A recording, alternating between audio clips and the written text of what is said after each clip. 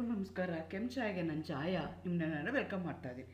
ನಾನು ಒಂದು ಕಾಲೇಜಲ್ಲಿ ಕೆಮಿಸ್ಟ್ರಿ ಪ್ರೊಫೆಸರ್ ಆಗಿ ವರ್ಕ್ ಮಾಡ್ತಾ ಇದ್ದೀನಿ. ನನ್ನ ಇಂಟೆನ್ಷನ್ ಈ ಚಾನಲ್ನ ಸ್ಟಾರ್ಟ್ ಮಾಡೋದಕ್ಕೆ ಅಂದರೆ ಸಾಧ್ಯ ಆದಷ್ಟು ಕೆಮಿಸ್ಟ್ರಿ ರಿಲೇಟೆಡ್ ಟಾಪಿಕ್ನ ಸಿಂಪಲ್ಲಾಗಿ ಕನ್ನಡದ ಹೇಳುವಂಥ ಪ್ರಯತ್ನ ಮಾಡ್ತಿದ್ದೀನಿ. ಕೆಮಿಸ್ಟ್ರಿ ಇಷ್ಟ ಆಗಿರೋರು ಕೆಮಿಸ್ಟ್ರಿ ಕಡೆಗೆ ಸೆಳೆಯುವಂಥ ಪ್ರಯತ್ನ ನಾನು ನನ್ನ ಚಾನಲಲ್ಲಿ ಮಾಡ್ತಾ ಇದ್ದೀನಿ. ಈಗ ನಿಮಗೆ ಸದ್ಯಕ್ಕೆ ಥಿಯರಿ ಪೋರ್ಷನ್ಸ್ ಎಲ್ಲ ಮುಗಿದಿದೆ, ಪ್ರಾಕ್ಟಿಕಲ್ಸ್ ಎಕ್ಸಾಮ್ಸ್ ಆಗಿಲ್ಲ, ಬಟ್ ಥಿಯರಿ ಎಕ್ಸಾಮ್ಗೆ ಎಲ್ಲರೂ ವೆಯ್ಟ್ ಮಾಡ್ತಾ ಇದ್ದೀರಾ. ಸೊ ಆ್ಯಕ್ಚುಲಿ ನಿಮ್ಮದು ಸೆಕೆಂಡ್ ಬ್ಯಾಚ್, ಈಗ ಯಾರು ಫಸ್ಟ್ ಇಯರಲ್ಲಿ ಇದ್ದೀರಲ್ಲ ಅವ್ರಿಗೆ ಇದು ಸೆಕೆಂಡ್ ಬ್ಯಾಚ್ ನಿಮ್ಮದು NEPನಲ್ಲಿ. ಸೊ ಆಲ್ರೆಡಿ ಒಂದು ಕ್ವಶನ್ ಪೇಪರ್ ಔಟ್ ಆಗಿದೆ 2022ನಲ್ಲಿ. ಈಗ ನೀವು 2023ನಲ್ಲಿದ್ದೀರಾ. ಸೊ 2022ನಲ್ಲಿ ಯಾವ ಕ್ವಶನ್ ಪೇಪರ್ ಇತ್ತಲ್ಲ DSC-01 analytical inorganic and organic ಕೆಮಿಸ್ಟ್ರಿಗೆ, ಆ ಕ್ವಶನ್ ಪೇಪರ್ ಆಲ್ರೆಡಿ ನಾನು ಡಿಸ್ಕಸ್ ಮಾಡಿದ್ದೀನಿ. ಆ ಕ್ವಶನ್ ಪೇಪರ್ಗೆ ಆನ್ಸರ್ಸ್ನ ತಿಳಿಸಿ ಅಂತ ಎಷ್ಟೊಂದು ಜನ ಕಾಮೆಂಟ್ ಮಾಡಿದರು. ಹಾಗಾಗಿ ಇವತ್ತು ನಾನು ಆನ್ಸರ್ಸ್ ಮಾಡ್ತಾ ಇದ್ದೀನಿ. ಆಲ್ರೆಡಿ ಕ್ವಶನ್ ಪೇಪರ್ನ ಅಪ್ಲೋಡ್ ಮಾಡಿದ್ದೀನಿ. ಆ ಕ್ವಶನ್ ಪೇಪರ್ಗೆ ಆನ್ಸರ್ ಏನು ಬರೀಬೇಕು, ಎಗೇನ್ ಇಲ್ಲಿ it play very important role. So ನಿಮ್ಗೆ ಏನು ಗೊತ್ತಿದೆಯೋ ಅದನ್ನು ಬರೆದ್ರೆ ನಿಮಗೆ ಮಾರ್ಕ್ಸ್ ಬರೋದಿಲ್ಲ. ನಿಮಗೆ what the question demands, what the examiner expects, what the evaluator expect from your answer, ಅದನ್ನು ಬರೆದ್ರೆ ಮಾತ್ರ ಮಾರ್ಕ್ಸ್ ಸಿಗುತ್ತೆ. ಕೆಲವೊಂದು ಪಾಯಿಂಟ್ ಇರುತ್ತೆ, ಆ ಪಾಯಿಂಟ್ಗಳು ಇದ್ದರೆ ಮಾತ್ರನೇ ಮಾರ್ಕ್ಸ್ ಸಿಗುತ್ತೆ, ಇಲ್ಲ ಅಂದರೆ ಮಾರ್ಕ್ಸ್ ಸಿಗೋದಿಲ್ಲ. ಹಾಗಾಗಿ ನೀವೇನು ಮಾಡಬೇಕಾಗತ್ತೆ ಅಂದರೆ ಕ್ವಶನ್ ಯಾವ ಥರ ಇದೆ ಅಂತ ಅನಾಲಿಸಿಸ್ ಮಾಡಬೇಕಾಗತ್ತೆ. ಆ ಕ್ವಶನ್ನ ಅನಾಲಿಸಿಸ್ ಮಾಡಿ ಅಕಾರ್ಡಿಂಗ್ಲಿ ನೀವೇನು ಮಾಡಬೇಕಾಗತ್ತೆ ಅಂದರೆ ಅದನ್ನು 2 ಮಾರ್ಕ್ಸ್, ಯಾಕಂದರೆ ಕೆಲವೊಂದು ಸಲ ಏನಾಗುತ್ತೆ ಅಂದರೆ ಸೇಮ್ ಕ್ವಶನ್ನೇ 2 ಮಾರ್ಕ್ಸ್ಗೂ ಕೇಳ್ಬೋದು, 3 ಮಾರ್ಕ್ಸ್ಗೂ ಕೇಳ್ಬೋದು, ಕೆಲವೊಂದು ಸಲ 6 ಮಾರ್ಕ್ಸ್ಗೂ ಕೇಳ್ಬೋದು. So depending upon the marks, depending upon the weightage for that question. So ಯಾವ ಆನ್ಸರ್ ಬರಿಬೇಕು ಅಂತ ನೀವು 1 ನಿಮಿಷ ಯೋಚನೆ ಮಾಡಿ ಆನ್ಸರ್ನ ಬರಿಬೇಕಾಗತ್ತೆ. ಹಾಗಿದ್ದರೆ ಮಾತ್ರ ನಿಮಗೆ ಫುಲ್ ಮಾರ್ಕ್ಸು ಮತ್ತು ಟೈಮು, ಯಾಕೆಂದರೆ ನೀವು ಏನೇನೋ ಗೊತ್ತಿರೋದನ್ನೆಲ್ಲ ಬರೀತಾ ಹೋಯಿತು ಅಂತಂದರೆ ಕ್ವಶನ್ ಪೇಪರು ಆನ್ಸರ್ ಮಾಡೋದಕ್ಕೆ ಟೈಮು ನಿಮಗೆ ಜಾಸ್ತಿ ಬೇಕಾಗುತ್ತೆ. ಇರೋದೇ 2.5 ಗಂಟೆ ಇರುತ್ತೆ ನಿಮಗೆ. ಸೊ ಹಾಗಾಗಿ ನೀವು ಕೇರ್ಫುಲ್ಲಾಗಿ ಅದನ್ನು ನೋಡ್ಕೋಬೇಕಾಗತ್ತೆ. ಮಾರ್ಕ್ಸ್ ಇರುತ್ತೆ ನಿಮಗೆ ಕ್ವಶನ್ ಪೇಪರಲ್ಲಿ 2.5 hours ಇರುತ್ತೆ. Bengaluru city university first semester BSc degree examination May-June 2022, NEP CBCS scheme 2022 onwards ಅಂತ ಇದೆ. ಪೇಪರ್ DSC-1 ಅಂತ ಇರುತ್ತೆ. ಇದನ್ನೆಲ್ಲ ನೋಡ್ಕೋಬೇಕಾಗತ್ತೆ. ಯಾಕೆ ಅಂತಂದರೆ ಕ್ವಶನ್ ಪೇಪರ್ಸ್ಗಳು ಬೇರೆ ಬೇರೆ ಇರುತ್ತೆ, ರಿಪೀಟರ್ಸ್ಗೆ ಬೇರೆ ಇರುತ್ತೆ, ನಿಮಗೆ ಬೇರೆ ಇರುತ್ತೆ. ಸೊ ನಿಮ್ಮದು ಸ್ಕೀಮ್ ಯಾವುದು ಅಂದರೆ NEP CBCS ಸ್ಕೀಮ್ ಅಂತ ನೀವು ಹೇಳಬೇಕಾಗತ್ತೆ. ಸೊ ಆ ಸ್ಕೀಮ್ ಮೇಲೆ ನಿಮಗೆ ಕ್ವಶನ್ಸ್ಗಳು ಬರ್ತಾ ಹೋಗುತ್ತೆ. ನಿಮ್ಮ ಕ್ವಶನ್ ಪೇಪರಲ್ಲಿ ನಿಮ್ಗೆ ಆಲ್ರೆಡಿ ಗೊತ್ತಿರೋ ಹಾಗೇ 3 ಪಾರ್ಟ್ ಇರುತ್ತೆ. Part A, part B, part C ಅಂತ ಇರುತ್ತೆ. ಪಾರ್ಟ್ A 2 ಮಾರ್ಕ್ಸ್ ಕ್ವಶನ್ಸ್ ಇರುತ್ತೆ, ಪಾರ್ಟ್ B-ನಲ್ಲಿ 5 ಮಾರ್ಕ್ಸ್ ಕ್ವಶನ್ಸ್ ಇರುತ್ತೆ, ಪಾರ್ಟ್ C-ನಲ್ಲಿ ನಿಮಗೆ ಅದು 10 ಮಾರ್ಕ್ಸ್ ಹೋಗ್ತಾರೆ. ಸೊ ಹಾಗಾಗಿ ನೀವು ನೋಡ್ಕೋಬೇಕಾಗತ್ತೆ ಎಷ್ಟು ಮಾರ್ಕ್ ಕ್ವಶನ್ ಇದೆ ಅಂತ. 2 ಮಾರ್ಕ್ ಇದ್ದರೆ ಯಾವ ಥರ ಆನ್ಸರ್ ಮಾಡಬೇಕು, 3 ಮಾರ್ಕ್ಸ್ ಇದ್ದರೆ ಯಾವ ಥರ ಆನ್ಸರ್ ಮಾಡಬೇಕು, 5 ಮಾರ್ಕ್ಸ್ ಇದ್ದರೆ ಯಾವ ಥರ ಮಾಡಬೇಕು, 4 ಮಾರ್ಕ್ಸ್ ಇದ್ದರೆ ಯಾವ ಥರ. ಕೆಲವೊಂದು ಸಲ 6 ಮಾರ್ಕ್ಸ್ಗೂ ಅದೇ ಕ್ವಶನ್ ಅವರು ಕೇಳ್ಬೋದು. 6 + 4 ಮಾಡಿರ್ಬೋದು 10 ಮಾರ್ಕ್ಸ್ ಇದ್ದರೆ.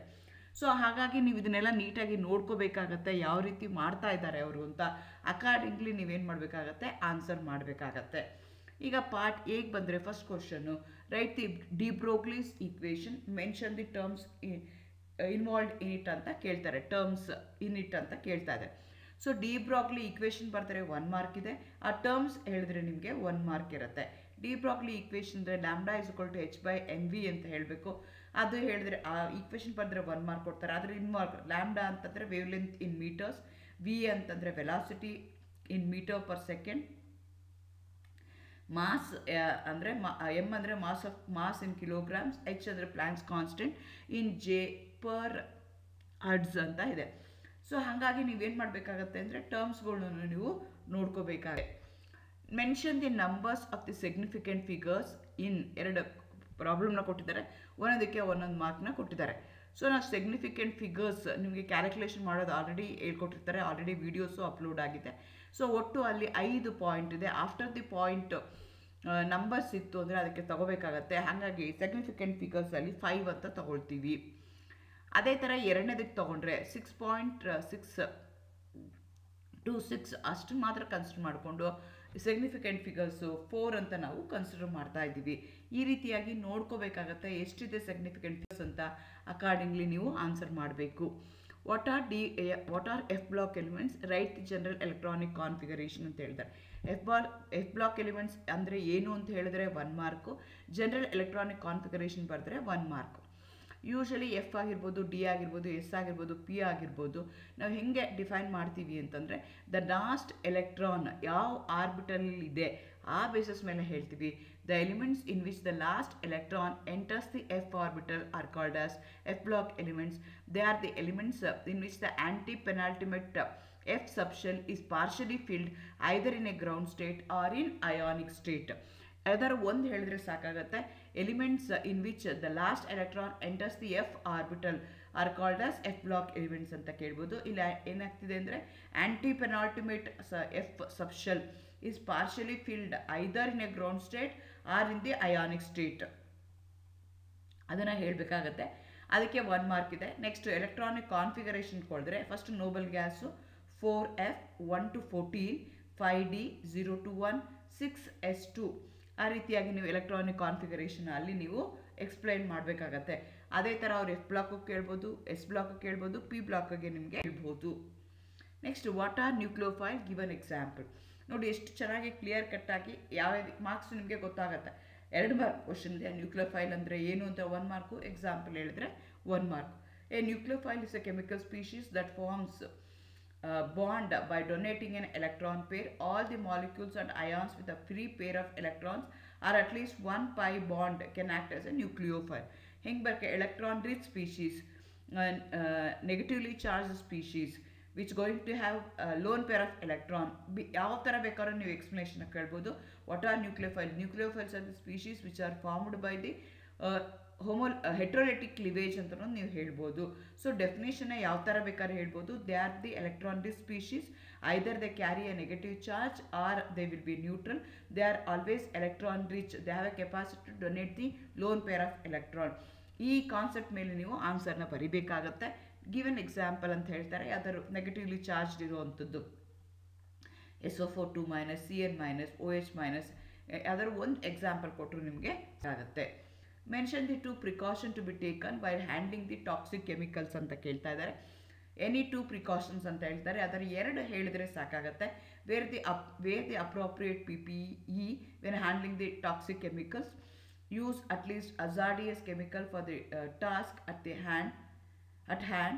Prepare only the desired quality for the experiment. ಅಂದರೆ ವೇಸ್ಟ್ ಮಾಡಬೇಕಾಗಿಲ್ಲ. ನಿಮ್ಗೆ ಎಷ್ಟು ಬೇಕೋ ಅಷ್ಟು ಮಾತ್ರ ತೊಗೊಳ್ಳಿ. 1 ಗ್ರಾಮ್ ಬೇಕು ಅಂತಂದರೆ 1 ಗ್ರಾಮ್ ಅಷ್ಟೇ ಯೂಸ್ ಮಾಡ್ಕೊಳ್ತಾರ. Wash clothes own separately or wear disposable clothes. Wash yourself thoroughly after using the chemicals. ಯಾವ್ದಾದ್ರು ನೀವು 4 ಕೇಳಿದ್ರೆ ಸಾಕಾಗುತ್ತೆ. PPE ಕಿಟ್ ಹಾಕೋಬೇಕಾಗತ್ತೆ, ಲೀಸ್ಟ್ ಅಮೌಂಟ್ನ ಯೂಸ್ ಮಾಡಬೇಕಾಗತ್ತೆ, ಕೈ ಕಾಲು ಮತ್ತು ನಮ್ಮನ್ನು ನಾವೇ ವಾಶ್ ಮಾಡ್ಕೋಬೇಕಾಗತ್ತೆ. Because they are highly toxic in nature. So they may enter our body. So ಹಾಗಾಗಿ ಆ ಪ್ರಿಕಾಷನ್ನ ತೊಗೋಬೇಕಾಗತ್ತೆ. ಯಾವ್ದಾದ್ರು 2 ಪ್ರಿಕಾಷನ್ನ ಕೇಳಿದರೆ 2 ಪ್ರಿಕಾಷನ್ ಇದ್ದರೆ 2 ಮಾರ್ಕ್ಸ್ ಬರ್ತಾ ಹೋಗುತ್ತೆ.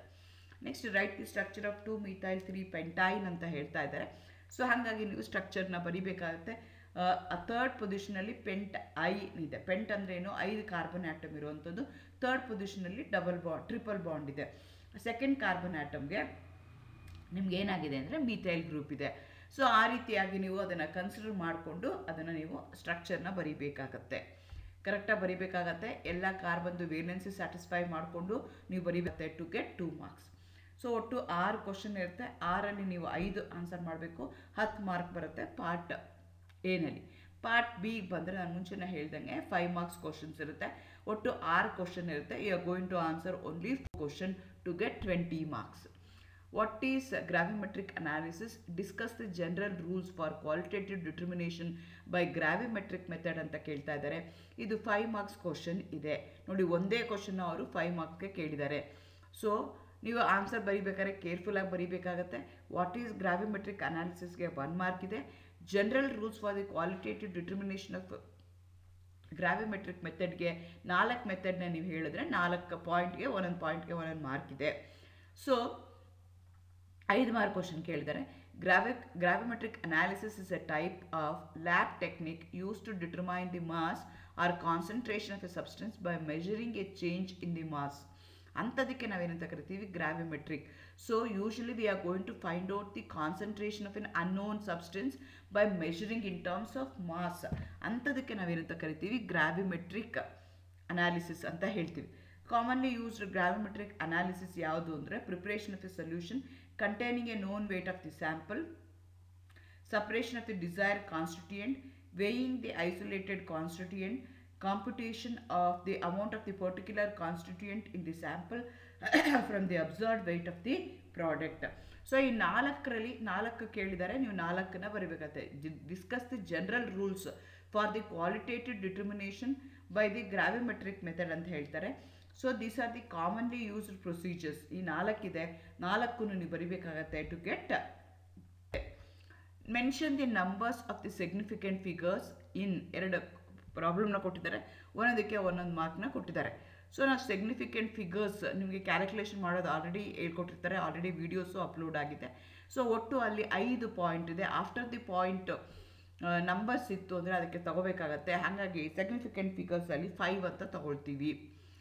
ಅದೇ ಥರ ಎರಡನೇದಕ್ಕೆ ತೊಗೊಂಡ್ರೆ 6.626 ಅಷ್ಟು ಮಾತ್ರ ಕನ್ಸಿಡರ್ ಮಾಡಿಕೊಂಡು ಸಿಗ್ನಿಫಿಕೆಂಟ್ ಫಿಗರ್ಸು 4 ಅಂತ ನಾವು ಕನ್ಸಿಡರ್ ಮಾಡ್ತಾ ಇದ್ದೀವಿ. ಈ ರೀತಿಯಾಗಿ ನೋಡ್ಕೋಬೇಕಾಗತ್ತೆ ಎಷ್ಟಿದೆ ಸಿಗ್ನಿಫಿಕೆಂಟ್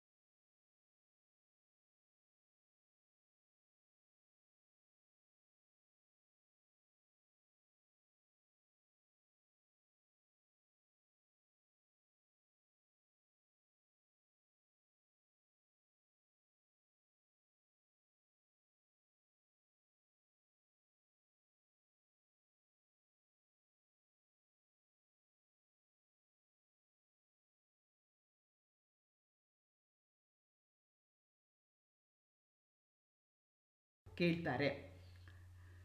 ಡಿಫೈನ್ ಐಗೆನ್ ಫಂಕ್ಷನ್ ಅಂತ ಹೇಳ್ತಾ ಇದ್ದಾರೆ. Operator operating A function result in a constant times of A function. The function is called as the eigen function of N operator and the constant is called as the eigen value. So ಇದನ್ನ ನಿಮಗೆ definition ಕೇಳ್ತಾ ಇದ್ದಾರೆ, define ಹೇಳ್ತಾ ಇದ್ದಾರೆ. ಹೇಗಿದೆಯೋ definition ಹಾಗೆ ಹೇಳ್ಬೇಕಾಗತ್ತೆ. When an operator operating on a function result in a constant times the function is called as the eigen function of an operator and the constant is called as an eigen value. So eigen value ಅಂದರೆ ಏನು ಅಂತಲೂ ಕೇಳ್ಬೋದು, eigen function ಅಂದರೆ ಏನು ಅಂತ ಕೇಳ್ಬೋದು. So ಎರಡಕ್ಕೂ ಇದೆ ಆನ್ಸರ್ ಆಗುತ್ತೆ. ಸೊ ಇದಕ್ಕೆ 1 ಮಾರ್ಕ್ ಹೋಗ್ತಾರೆ. ಸೊ ಹಾಗಾಗಿ ನೀವು ನೋಡ್ಕೋಬೇಕಾಗತ್ತೆ ಎಷ್ಟು ಮಾರ್ಕ್ ಕ್ವಶನ್ ಇದೆ ಅಂತ. 2 ಮಾರ್ಕ್ ಇದ್ದರೆ ಯಾವ ಥರ ಆನ್ಸರ್ ಮಾಡಬೇಕು, 3 ಮಾರ್ಕ್ಸ್ ಇದ್ದರೆ ಯಾವ ಥರ ಆನ್ಸರ್ ಮಾಡಬೇಕು, 5 ಮಾರ್ಕ್ಸ್ ಇದ್ದರೆ ಯಾವ ಥರ ಮಾಡಬೇಕು, 4 ಮಾರ್ಕ್ಸ್ ಇದ್ದರೆ ಯಾವ ಥರ. ಕೆಲವೊಂದು ಸಲ 6 ಮಾರ್ಕ್ಸ್ಗೂ ಅದೇ ಕ್ವಶನ್ ಅವರು ಕೇಳ್ಬೋದು. 6+4 ಮಾಡಿರ್ಬೋದು 10 ಮಾರ್ಕ್ಸ್ ಇದ್ದರೆ. ಸೊ ಹಾಗಾಗಿ ನೀವು ಇದನ್ನೆಲ್ಲ ನೀಟಾಗಿ ನೋಡ್ಕೋಬೇಕಾಗತ್ತೆ, ಯಾವ ರೀತಿ ಮಾಡ್ತಾ ಇದ್ದಾರೆ ಅವರು ಅಂತ. ಅಕಾರ್ಡಿಂಗ್ಲಿ ನೀವೇನು ಮಾಡಬೇಕಾಗತ್ತೆ, ಆನ್ಸರ್ ಮಾಡಬೇಕಾಗತ್ತೆ.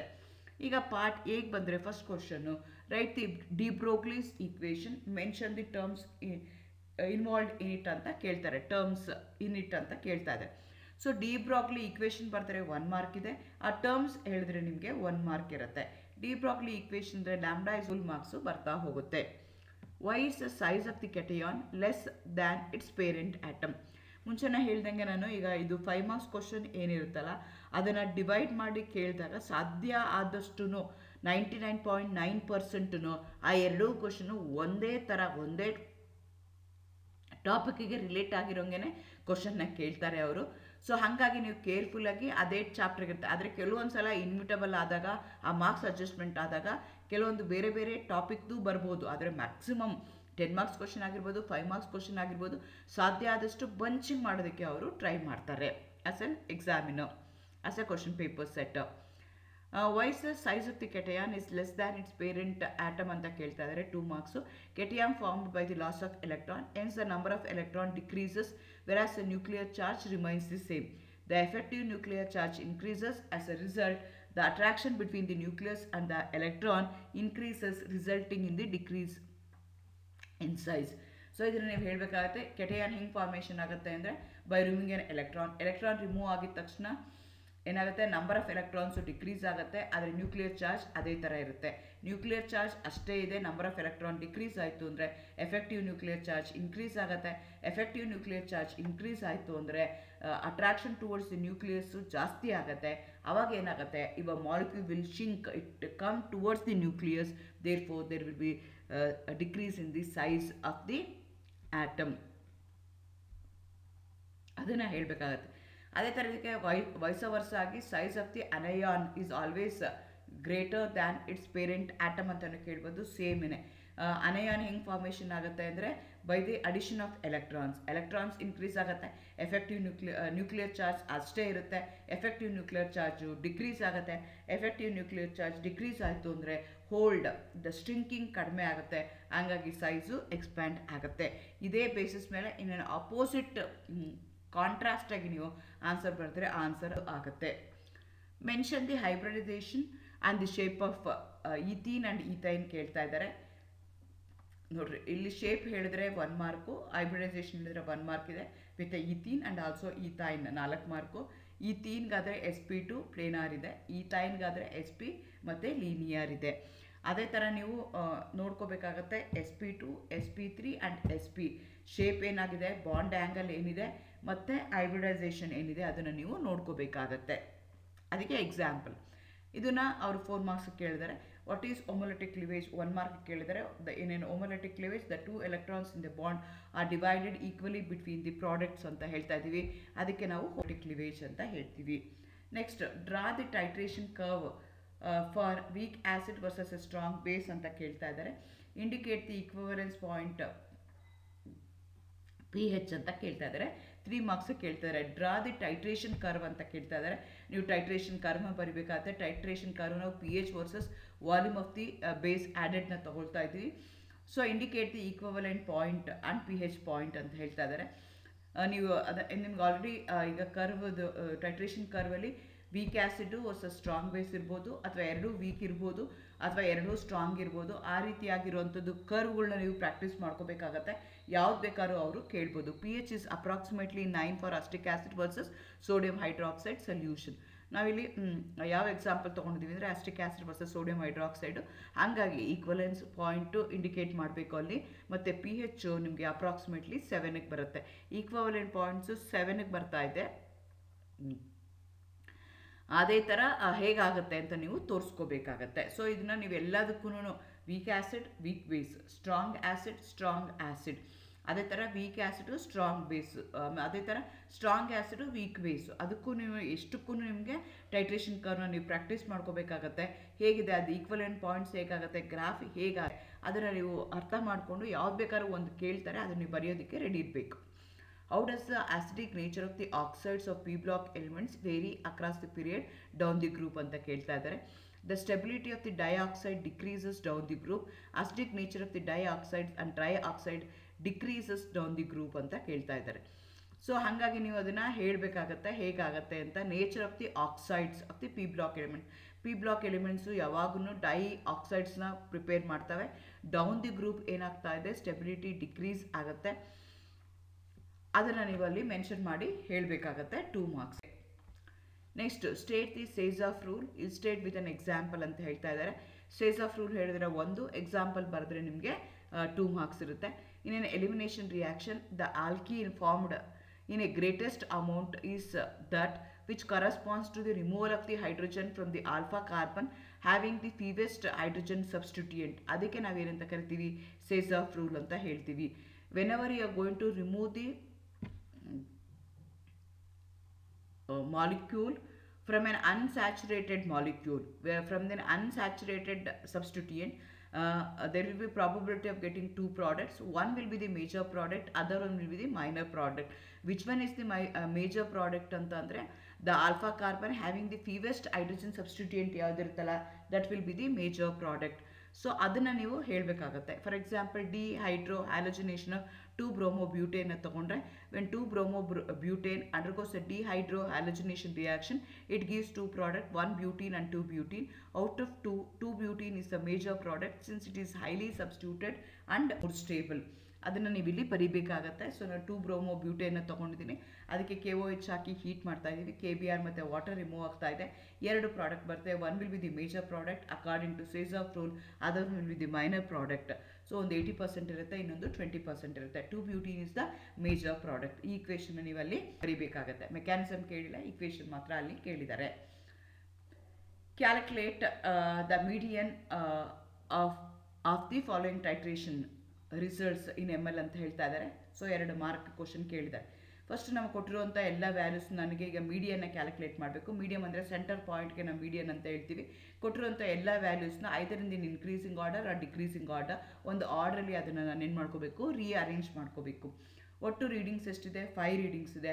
ಹಾಗಾಗಿ ಅದರಲ್ಲಿ ಎಕ್ಸಾಕ್ಟ್ಲಿ ಸೆಂಟರ್ ಬರೋದು ಯಾವುದು ಅಂದರೆ 10.1. ಆ 10.1 ನಾನು ಮೀಡಿಯನ್ ಅಂತ ಕನ್ಸಿಡರ್ ಮಾಡ್ತೀನಿ. ಈ ರೀತಿಯಾಗಿ ಮೀಡಿಯನ್ನ ನೀವು ಕನ್ಸಿಡರ್ ಮಾಡ್ತೀರಾ. ಇದು ನಿಮಗೆ ಏನಾಯಿತು, ಒಟ್ಟು ನಿಮಗೆ 6 ಕ್ವಶನ್ ಇರುತ್ತೆ. 6ರಲ್ಲಿ ನೀವು 4 ಕ್ವಶನ್ನ ಆನ್ಸರ್ ಮಾಡಬೇಕು to get 20 marks in part B. ಈಗ ಪಾರ್ಟ್ ಸಿಗೆ ಬಂದರೆ 10 ಮಾರ್ಕ್ಸ್ ಕ್ವಶನ್ಸ್ ಇರುತ್ತೆ. ನೀವು ಆನ್ಸರ್ ಮಾಡಬೇಕಾಗಿರೋದು 3 ಇರುತ್ತೆ. ಅದರ 5 ಕ್ವಶನಲ್ಲಿ ಇರುತ್ತೆ, ಚಾಯ್ಸಸ್ ಇರುತ್ತೆ.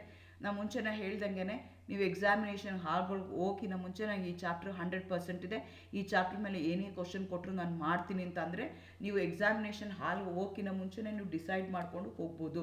ನಿಮ್ಗೆ ಆಲ್ರೆಡಿ ನಾನು ಕ್ವಶನ್ ಪೇಪರ್ ಪ್ಯಾಟರ್ನ್ ಡಿಸ್ಕಸ್ ಮಾಡಿದ್ದೀನಿ, ಯಾವ್ಯಾವ ಚಾಪ್ಟರ್ಗೆ ಎಷ್ಟೆಷ್ಟು ಮಾರ್ಕ್ಸ್ ಕೊಡಬೇಕು ಅಂತ ನಾನು ಹೇಳಿದ್ದೀನಿ. ಸೊ ನಿಮಗೆ ಆಲ್ರೆಡಿ ಗೊತ್ತಿರುತ್ತೆ ಈ ಚಾಪ್ಟರ್ ಮೇಲೆ ಇಷ್ಟು ಕ್ವಶನ್ ಬಂದೇ ಬರುತ್ತೆ ಅಂತ.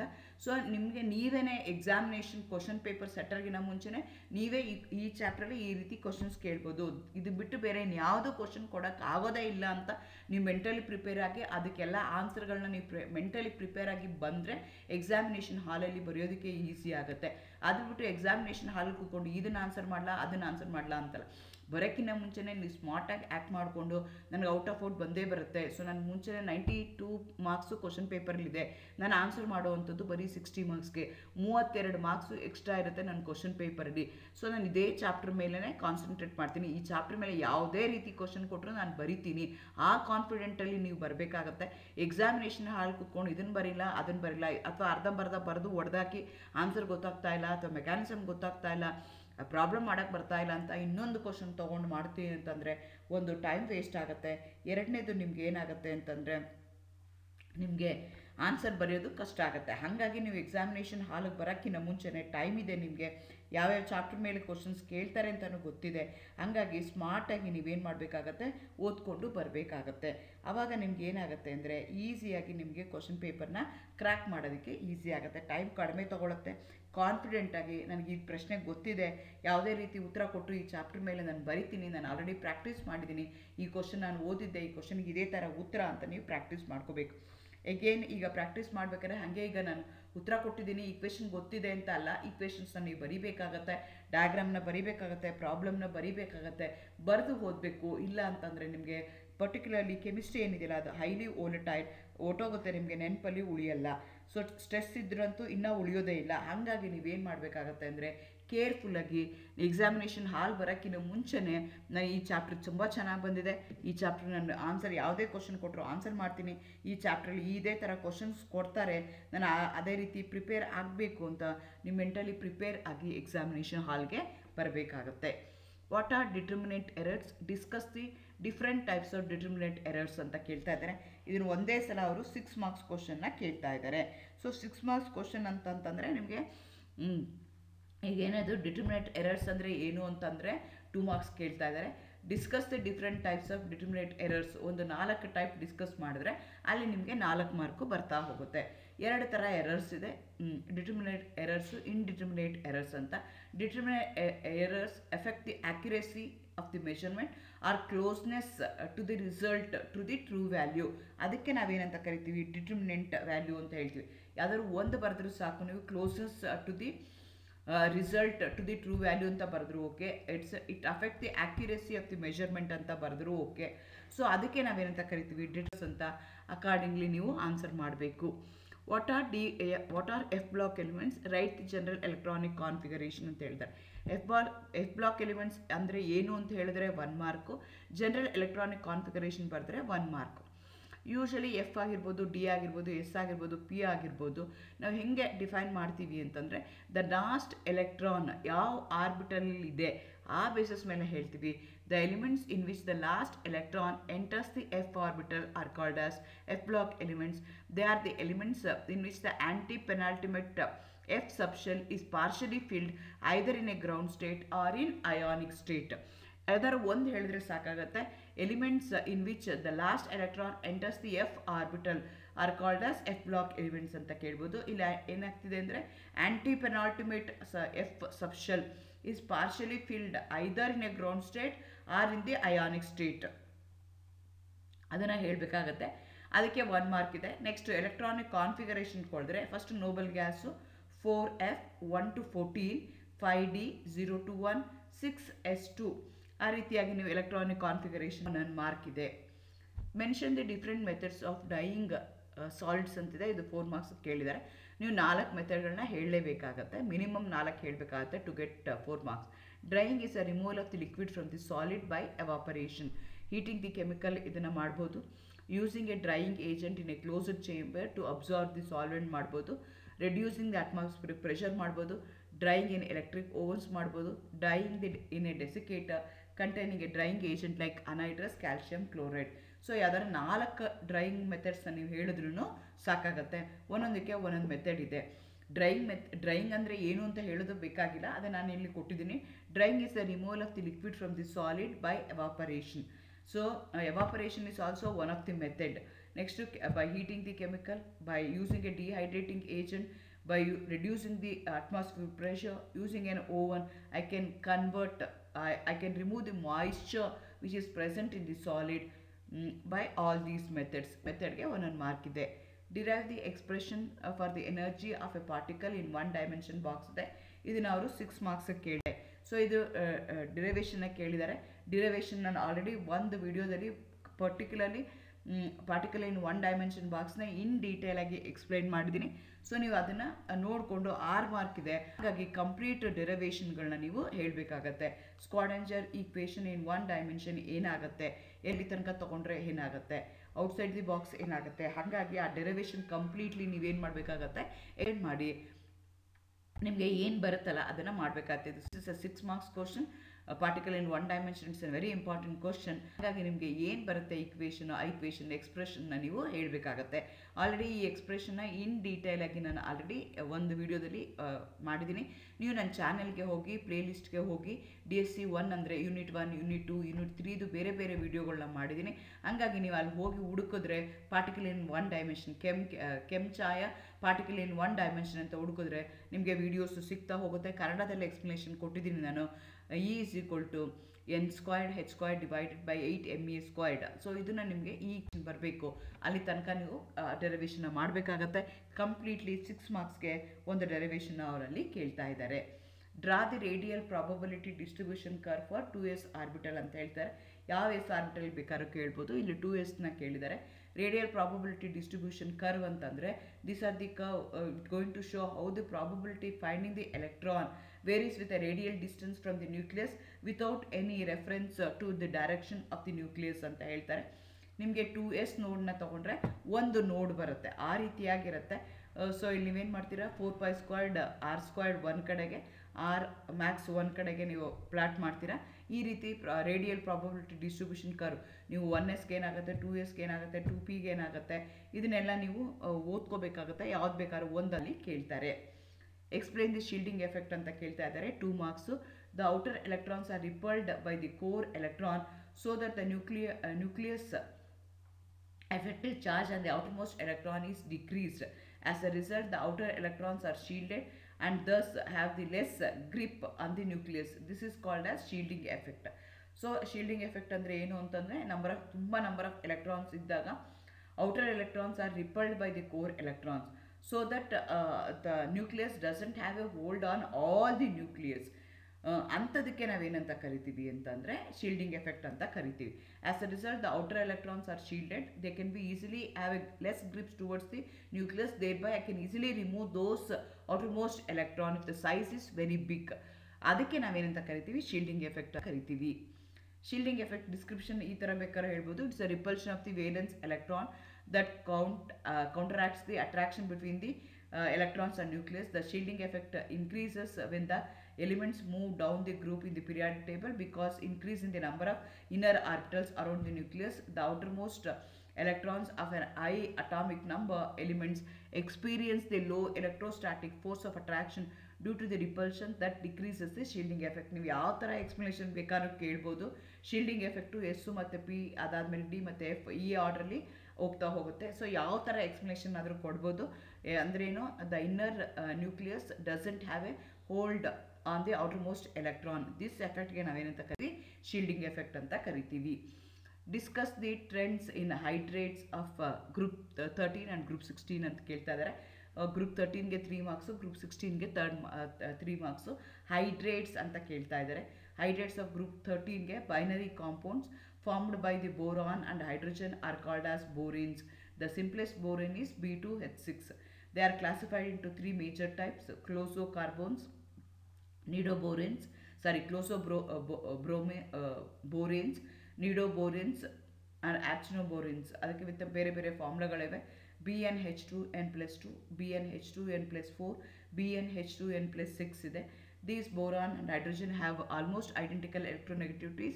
The reactions of the boron hydrates are directed by the minor differences in the distribution of an electron density in the given compound. These are covalent hydrates. ನೀವು ಈ ಪಾಯಿಂಟ್ನ ಬರಿಬೇಕಾಗತ್ತೆ, ಅಟ್ಲೀಸ್ಟ್ ನೀವು 3 ಪಾಯಿಂಟ್ನ ಬರಿಬೇಕಾಗತ್ತೆ. ಬೈನರಿ ಕಾಂಪೌಂಡ್ಸ್ ಆರ್ ಫಾರ್ಮ್ಡ್ ಅಂತ ಬರಿಬೇಕಾಗತ್ತೆ. So they are covalent hydrates ಅಂತ ಬರಿಬೇಕಾಗತ್ತೆ. 3 ಟೈಪ್ ಬರಿಬೇಕಾಗತ್ತೆ. ಸಿಂಪ್ಲೆಸ್ಟ್ ಯಾವುದಿದೆ ಅಂತ ಬರಿಬೇಕಾಗತ್ತೆ ಟು ಗೆಟ್ 3 ಮಾರ್ಕ್ಸ್. ಗ್ರೂಪ್ 13ಗಾಯಿತು. ಅದೇ ಥರ ನೀವು ಇನ್ನು ಮಿನಿಮಮ್ 3 ಪಾಯಿಂಟ್ಸ್ ಆದರೂ ಬರಿಬೇಕಾಗತ್ತೆ. The heavier group 13 elements do not react directly with hydrogen. Only the aluminium and gallium hydrates are known. AlH3 is insoluble polymeric solid AI3N that is rapidly decomposed by the water, whereas GaH3 is unstable at room temperature. BaAl and gallium also form the complex hydrates with AH4- borohydrates ಅಂತ ಕರೀತಾರೆ. The decomposition temperature of the lithium salt decreases as we go down the group. The stability decreases. In general, 2 distinct types of reactions are observed. Electron-rich species with electron reductants, and other one is electron deficient species such as B2H6 act as oxidants. So ಎಲ್ಲ ಸೇರಿಸಿ overall ಆಗಿ B13 group 13 ನೀವು hydrates ಬಗ್ಗೆ ಬರಿಬೇಕಾಗುತ್ತೆ. ಪ್ರತಿಯೊಂದು elements hydrates ಬಗ್ಗೆ ನೀವು ಬರಿಬೇಕಾಗುತ್ತೆ. Hydrates of group 16 ಅಂತ ತಗೊಂಡ್ರೆ the elements of group 16 form the hydrates of the type H2E type ಆಗುತ್ತೆ. ಇ ಅಂದರೆ ಸಲ್ಫ್ ಆಗ್ಬೋದು, ಸೆಲಿನಿಯಂ ಆಗ್ಬೋದು, ಟೆಲಿನಿಯಂ ಆಗ್ಬೋದು, ಪೊಲೋನಿಯಂ ಆಗಿರ್ಬೋದು. Violently all of them are volatile in nature. The volatility increases from water to H2S, then decreases ಅಂತ ಹೇಳ್ತಾರೆ. acidic character of hydrates of these groups are weakly acidic in nature. The thermal stability decreases down the group ಅಂತ ಹೇಳ್ತಾರೆ. Only water exhibit the intermolecular hydrogen bonding ಅಂತ ಕೇಳ್ತಾರೆ. So ಈ ರೀತಿಯಾಗಿ ನೀವು ನೋಡ್ಕೋಬೇಕಾಗತ್ತೆ ಯಾವ ರೀತಿ ನಾನು ಆನ್ಸರ್ನ ಬರೀಬೇಕಾಗತ್ತೆ. ನಿಮಗೆ ಸಿಲೆಬಸ್ಗೆ ಏನೇನಿದೆ, ಆಕ್ಸೈಡ್ಸ್ ಇದೆ, ಹೈಡ್ರೇಟ್ಸ್ ಇದೆ, ಅದೇ ಥರ ಹ್ಯಾಲೈಡ್ಸ್ ಇದೆ. ಅದ್ರ ಬಗ್ಗೆ ನಿಮಗೆ ಸಿಲೆಬಸ್ಸಲ್ಲಿ ಇರೋದಕ್ಕೆ ಅಟ್ಲೀಸ್ಟ್ ನೀವು 4 ಪಾಯಿಂಟ್ಗಳ ನೀವು ಕನ್ಸಿಡರ್ ಮಾಡ್ಕೋಬೇಕಾಗತ್ತೆ. Only the water exhibit the intermolecular hydrogen bonding reducing nature ಏನಾಗುತ್ತೆ ಅದನ್ನು ಹೇಳಬೇಕಾಗತ್ತೆ. ಯಾವುದಾದ್ರು ನೀವು 3 ಪಾಯಿಂಟ್ ಅಟ್ಲೀಸ್ಟ್ 3 ಮಾರ್ಕ್ ಕೇಳಿದ್ದಾರೆ, ಮಿನಿಮಮ್ 3 ಮಾರ್ಕ್ ಇದೆ. Mention the different methods of dying solids ಅಂತಿದೆ, ಇದು 4 ಮಾರ್ಕ್ಸ್ ಕೇಳಿದ್ದಾರೆ. ನೀವು 4 ಮೆಥಡ್ಗಳನ್ನ ಹೇಳಲೇಬೇಕಾಗತ್ತೆ, ಮಿನಿಮಮ್ 4 ಹೇಳಬೇಕಾಗತ್ತೆ to get 4 marks. Drying is a removal of the liquid from the solid by evaporation. Heating the chemical ಇದನ್ನು ಮಾಡ್ಬೋದು. Using a drying agent in a closed chamber to absorb the solvent ಮಾಡ್ಬೋದು. Reducing the atmospheric pressure ಮಾಡ್ಬೋದು. Drying in electric ovens ಮಾಡ್ಬೋದು. Drying in a desiccator containing a drying agent like anhydrous, calcium chloride. So ಯಾವ್ದಾದ್ರು 4 drying ಮೆಥಡ್ಸ್ನ ನೀವು ಹೇಳಿದ್ರೂ ಸಾಕಾಗತ್ತೆ. ಒಂದೊಂದಕ್ಕೆ ಒಂದೊಂದು method ಇದೆ. Drying ಅಂದರೆ ಏನು ಅಂತ ಹೇಳೋದು ಬೇಕಾಗಿಲ್ಲ, ಅದನ್ನು ನಾನು ಇಲ್ಲಿ ಕೊಟ್ಟಿದ್ದೀನಿ. Drying is the removal of the liquid from the solid by evaporation. So evaporation is also one of the method. Next, by heating the chemical, by using a dehydrating agent, by reducing the atmospheric pressure, using an oven, I can remove the moisture which is present in the solid by all these methods.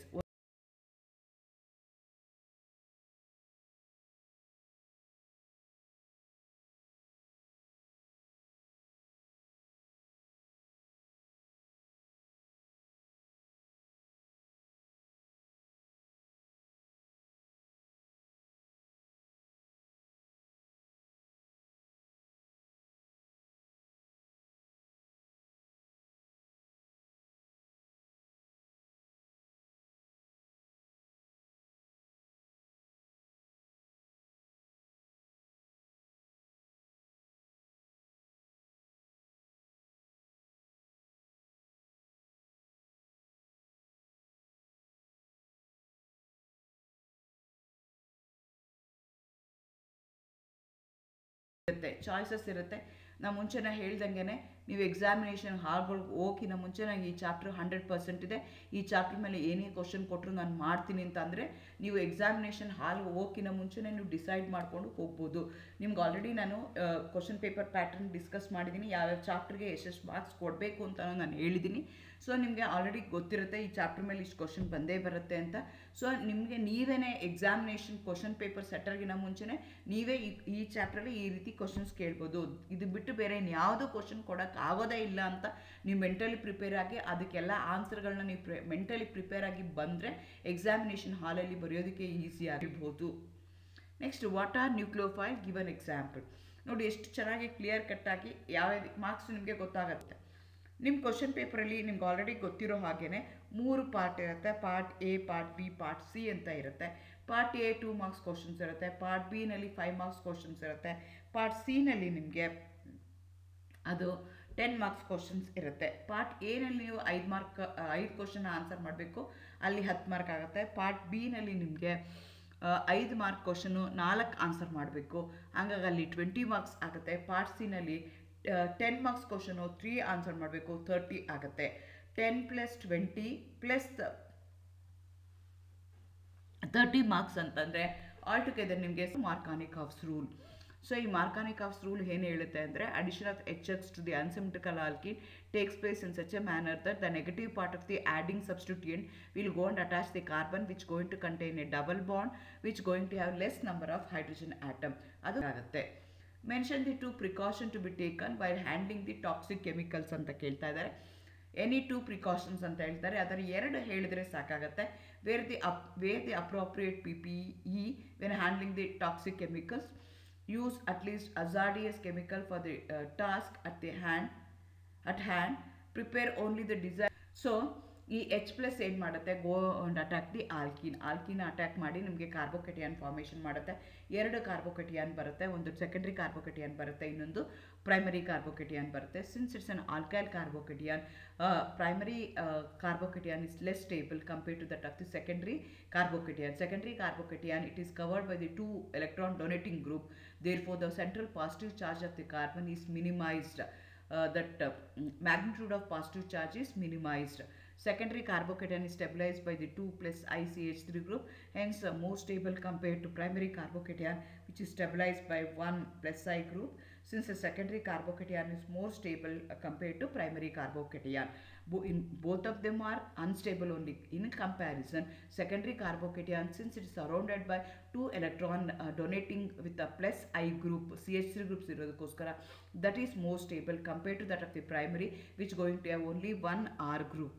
So hangagi secondary will be the more stable and it going to stay for a longer time, therefore Cl- will go and attack that stable carbocation, thereby you are going to get 2-chloro butane as the major product. So 3 step ಬರಿಬೇಕಾಗುತ್ತೆ. Overall reaction ಬರೆದ್ರೆ 1 mark, ಕ್ಲಿವೇಜ್ ಆದಾಗ electrolytic ಕ್ಲಿವೇಜ್ ಆಗಿ ನಿಮಗೆ ಕೆಟಯಾನು ಅನಯಾನ್ ಬರುತ್ತೆ, H+ Cl- ಬರುತ್ತೆ ಅಂತ ಹೇಳಿದರೆ 1 step. That H+ will go and attack the ಆಲ್ಕಿ, ಯಾವ ರೀತಿ ಕಾರ್ಬೋಕೇಟಿಯನ್ ಬರುತ್ತೆ ಅಂದರೆ ಇನ್ನೊಂದು ಮಾರ್ಕು. ಲಾಸ್ಟ್ ಸ್ಟೆಪ್ಪಲ್ಲಿ ಫಾರ್ಮೇಷನ್ ಆಫ್ ದಿ ಪ್ರಾಡಕ್ಟ್. ಇಷ್ಟು ಸ್ಟೆಪ್ಪು ಬರೆದ್ರೆ ನಿಮ್ಗೆ ಅಂತ ಅಕಾರ್ಡಿಂಗ್ಲಿ ನೀವು ಆನ್ಸರ್ ಮಾಡಬೇಕು. what are F block elements, write the general electronic configuration ಅಂತ ಹೇಳ್ತಾರೆ. F block elements ಅಂದರೆ ಏನು ಅಂತ ಹೇಳಿದ್ರೆ 1 ಮಾರ್ಕು, ಜನರಲ್ ಎಲೆಕ್ಟ್ರಾನಿಕ್ ಕಾನ್ಫಿಗರೇಷನ್ ಬರೆದ್ರೆ 1 ಮಾರ್ಕು. ಯೂಶಲಿ ಎಫ್ ಆಗಿರ್ಬೋದು, ಡಿ ಆಗಿರ್ಬೋದು, ಎಸ್ ಆಗಿರ್ಬೋದು, ಪಿ ಆಗಿರ್ಬೋದು, ನಾವು ಹೆಂಗೆ ಡಿಫೈನ್ ಮಾಡ್ತೀವಿ ಅಂತಂದರೆ ದ ಲಾಸ್ಟ್ ಎಲೆಕ್ಟ್ರಾನ್ ಯಾವ ಆರ್ಬಿಟಲ್ ಇದೆ ಆ ಬೇಸಿಸ್ ಮೇಲೆ ಹೇಳ್ತೀವಿ. The elements in which the last electron enters the f orbital are called as F block elements. They are the elements in which the anti-penultimate F subshell is partially filled either in a ground state or in ionic state. ಯಾವ್ದಾದ್ರು ಒಂದು ಹೇಳಿದ್ರೆ ಸಾಕಾಗುತ್ತೆ. Elements in which the last electron enters the F orbital are called as F block elements ಅಂತ ಕೇಳ್ಬೋದು. ಇಲ್ಲ ಏನಾಗ್ತಿದೆ ಅಂದರೆ ಏನು ಮಾಡಿ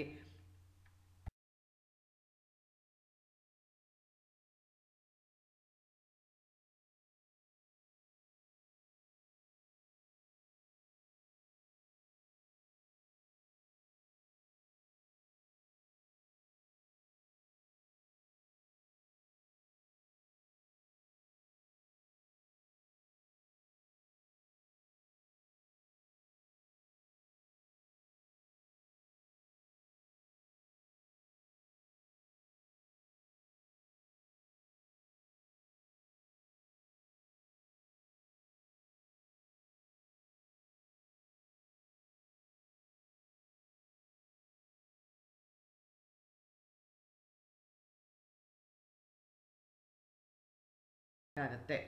mention the 2 precaution to be taken while handling the toxic chemicals ಅಂತ ಕೇಳ್ತಾ ಇದ್ದಾರೆ.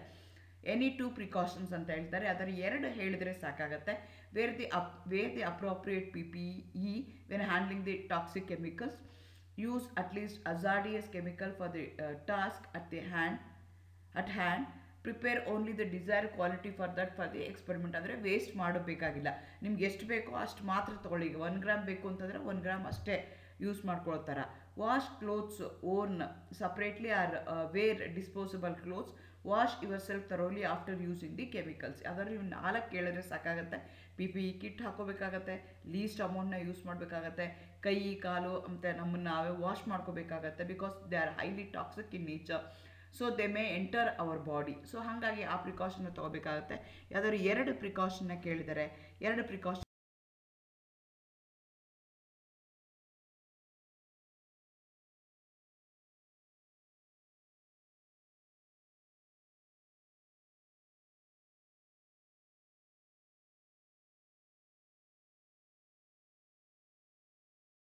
ಇರುತ್ತೆ, ಚಾಯ್ಸಸ್ ಇರುತ್ತೆ. ನಾ ಮುಂಚೆನೇ ಹೇಳ್ದಂಗೆ ನೀವು ಎಕ್ಸಾಮಿನೇಷನ್ ಹಾಲ್ಗಳಿಗೆ ಹೋಗಿನ ಮುಂಚೆ ನನಗೆ ಈ ಚಾಪ್ಟರ್ 100% ಇದೆ, ಈ ಚಾಪ್ಟರ್ ಮೇಲೆ ಏನೇ ಕ್ವಶನ್ ಕೊಟ್ಟರು ನಾನು ಮಾಡ್ತೀನಿ ಅಂತ ಅಂದರೆ ನೀವು ಎಕ್ಸಾಮಿನೇಷನ್ ಹಾಲ್ಗೆ ಹೋಗಿನ ಮುಂಚೆನೇ ನೀವು ಡಿಸೈಡ್ ಮಾಡಿಕೊಂಡು ಹೋಗ್ಬೋದು. ನಿಮ್ಗೆ ಆಲ್ರೆಡಿ ನಾನು ಕ್ವಶನ್ ಪೇಪರ್ ಪ್ಯಾಟರ್ನ್ ಡಿಸ್ಕಸ್ ಮಾಡಿದ್ದೀನಿ, ಯಾವ್ಯಾವ ಚಾಪ್ಟರ್ಗೆ ಎಷ್ಟೆಷ್ಟು ಮಾರ್ಕ್ಸ್ ಕೊಡಬೇಕು ಅಂತ ನಾನು ಹೇಳಿದ್ದೀನಿ. ಸೊ ನಿಮಗೆ ಆಲ್ರೆಡಿ ಗೊತ್ತಿರುತ್ತೆ ಈ ಚಾಪ್ಟರ್ ಮೇಲೆ ಇಷ್ಟು ಕ್ವಶನ್ ಬಂದೇ ಬರುತ್ತೆ ಅಂತ. ಸೊ ನಿಮಗೆ ನೀವೇ ಎಕ್ಸಾಮಿನೇಷನ್ ಕ್ವಶನ್ ಪೇಪರ್ ಸೆಟರ್ಗಿನ ಮುಂಚೆನೇ ನೀವೇ ಈ ಚಾಪ್ಟ್ರಲ್ಲಿ ಈ ರೀತಿ ಕ್ವಶನ್ಸ್ ಕೇಳ್ಬೋದು. ಇದು ಬಿಟ್ಟು ಬೇರೆ ಇನ್ಯಾವುದೋ ಕ್ವಶನ್ ಕೊಡೋಕ್ಕೆ ಆಗೋದೇ ಇಲ್ಲ ಅಂತ ನೀವು ಮೆಂಟಲಿ ಪ್ರಿಪೇರ್ ಆಗಿ ಅದಕ್ಕೆಲ್ಲ ಆನ್ಸರ್ಗಳನ್ನ ನೀವು ಮೆಂಟಲಿ ಪ್ರಿಪೇರ್ ಆಗಿ ಬಂದರೆ ಎಕ್ಸಾಮಿನೇಷನ್ ಹಾಲಲ್ಲಿ ಬರೆಯೋದಕ್ಕೆ ಈಸಿ ಆಗುತ್ತೆ. ಅದು ಬಿಟ್ಟು ಎಕ್ಸಾಮಿನೇಷನ್ ಹಾಲಲ್ಲಿ ಕೂತ್ಕೊಂಡು ಇದನ್ನು ಆನ್ಸರ್ ಮಾಡಲಾ ಅದನ್ನು ಆನ್ಸರ್ ಮಾಡಲಾ ಅಂತಲ್ಲ, ಬರೋಕ್ಕಿಂತ ಮುಂಚೆನೇ ನೀವು ಸ್ಮಾರ್ಟಾಗಿ ಆ್ಯಕ್ಟ್ ಮಾಡಿಕೊಂಡು ನನಗೆ ಔಟ್ ಆಫ್ ಔಟ್ ಬಂದೇ ಬರುತ್ತೆ, ಸೊ ನಾನು ಮುಂಚೆನೇ 92 ಮಾರ್ಕ್ಸು ಕ್ವಶನ್ ಪೇಪರ್ಲಿದೆ, ನಾನು ಆನ್ಸರ್ ಮಾಡುವಂಥದ್ದು ಬರೀ 60 ಮಾರ್ಕ್ಸ್ಗೆ, 32 ಮಾರ್ಕ್ಸು ಎಕ್ಸ್ಟ್ರಾ ಇರುತ್ತೆ ನನ್ನ ಕ್ವಶನ್ ಪೇಪರಲ್ಲಿ.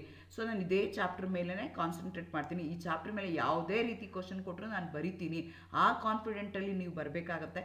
ಎಕ್ಸಾಮಿನೇಷನ್ ಹಾಲ್ ಕೂತ್ಕೊಂಡು ಇದನ್ನು ಬರೀಲ್ಲ ಅದನ್ನು ಬರೀಲ್ಲ ಅಥವಾ ಅರ್ಧಂಬರ್ಧ ಬರೆದು ಹೊಡೆದಾಕಿ ಆನ್ಸರ್ ಗೊತ್ತಾಗ್ತಾ ಇಲ್ಲ, ನಿಮಗೆ ಈಸಿ ಆಗುತ್ತೆ.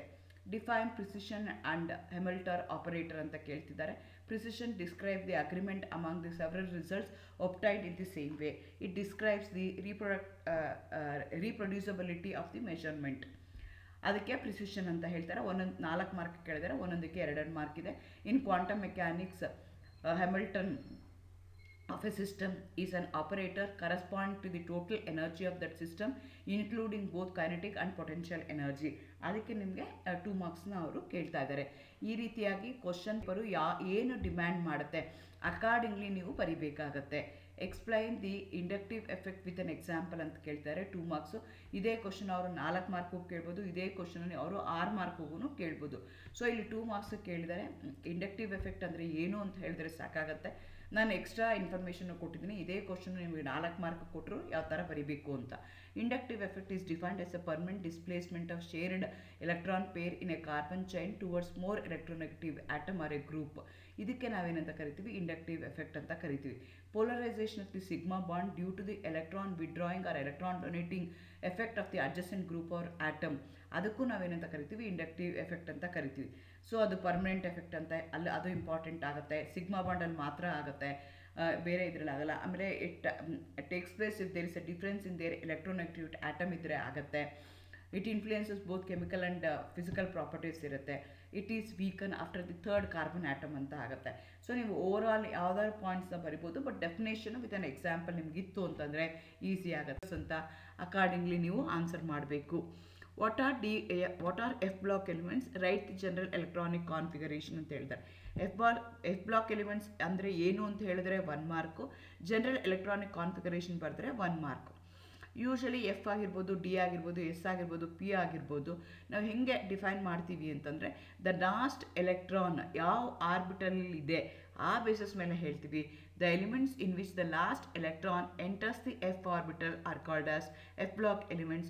They are the elements in which the anti-penultimate F subshell is partially filled either in a ground state or in ionic state. ಯಾವ್ದಾದ್ರು ಒಂದು ಹೇಳಿದ್ರೆ ಸಾಕಾಗುತ್ತೆ.